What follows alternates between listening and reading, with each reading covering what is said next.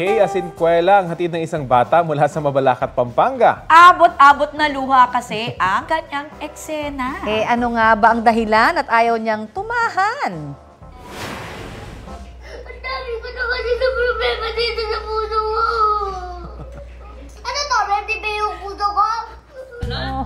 A+ ang pagdadrama ng 4-year-old na si Kent Marcos Lagman. Animoy pasa ng daigdig dahil struggle is real sa pagsusulat ng letter B. Napadasal pa nga at sinubukang magpa-rescue kina lolo at papa.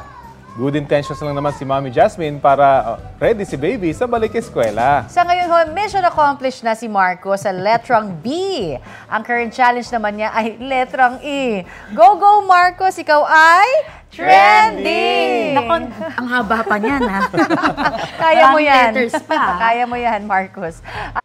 Kapuso, para sa mga maiinit na balita, mag-subscribe sa GMA Integrated News sa YouTube.